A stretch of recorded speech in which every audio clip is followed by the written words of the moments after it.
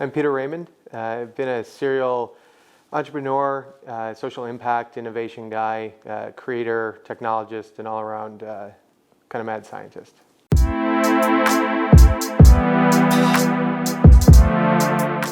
I've always been interested in trying to figure out how to solve big global problems. Kind of the larger and the hairier, the better.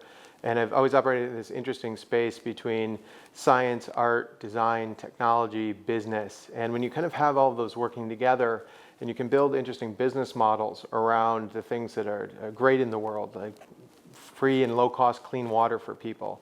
How do you build better power systems? And if you can find that really interesting mix between the art and the science and the technology, and there's a basic business model to work, that's where I found a lot of success over the years. Since I was a little kid, I was just very curious in how things worked.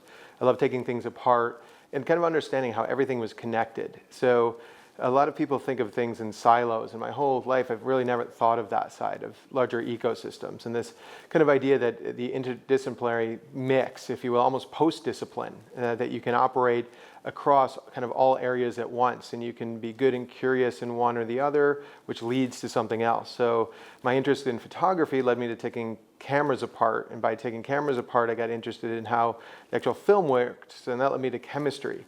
And it's fascinating, you kind of go back and forth between science and technology and design and art, and I find that when you have groups that can really do that quite seamlessly, you end up in such a better place, and it happens so much faster. I think in all the focus over so many years of disciplines, I'm good at this, I have a master's or I have a PhD in this, I think it really causes you to narrow your aperture and miss what's happening outside of your own discipline. And the ability to open your eyes and open your aperture to what's possible outside of your own discipline, which is way outside most people's comfort level, is the idea of being open and being outside of your comfort level to be curious. If you're truly curious, you actually don't care about a discipline. I found most people get stuck in disciplines because they've worked so hard to achieve something for either recognition or time to get somewhere else, or the work that they've accomplished. They've often missed so much of what's right next to them. So I think if we get to kids early enough and really think about the idea of, if they don't think about what a discipline is in the first place, will they ever have that narrow aperture to start with? So I had an opportunity to sell the company that I built over the last 10 years or so last year. And during that time, I was really exploring what modern education looked like, especially for kids. We were working with kids in our labs. We were really fascinated with the inventions they would come up with. We had a small group of kids who we introduced to IBM and Autodesk. And it was fascinating to see where they could come up with ideas and solutions, coming from this really interesting place of they're not biased yet. They're at an age that's between childhood and adulthood, so there's this vulnerability that's there. But I found it was just brilliant. If you would put big problems in front of them, huge problems, they would look at it from a very different lens, ask really fascinating, sometimes often very simple questions.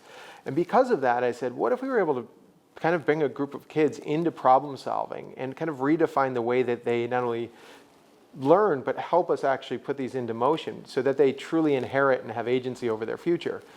So we started working with a bunch of kids and educators and school districts, and we've recently launched out of our social incubator, the new bureau, Open STEAM, which is an ed tech platform that we aim to reach 1 billion kids in 10 years and make them better global citizens, and inheriting early on the agency to solve the problems that they will actually inherit, like food, water, the environment, different monetary systems. If we can get them understanding how AI truly works, how blockchain really works, how IoT or Internet of Things works, and give them the ability to invent and ideate around that, they can learn math and science and the arts and financial literacy all as they go. They don't necessarily have to sit in a classroom and learn the entire corpus of knowledge that they'll probably only use 1% to 2% of in their entire life.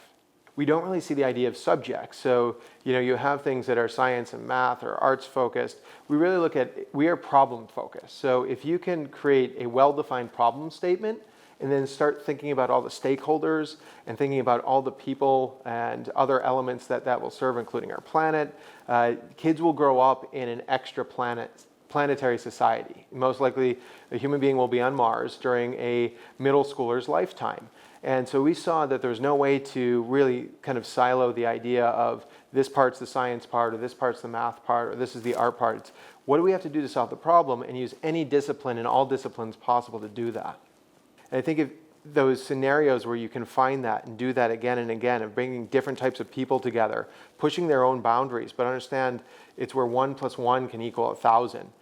That's really where the kind of post-disciplinary pursuit is, and I would really encourage others to be open and go into rooms with people that are very unlike you. I think you'll find great success.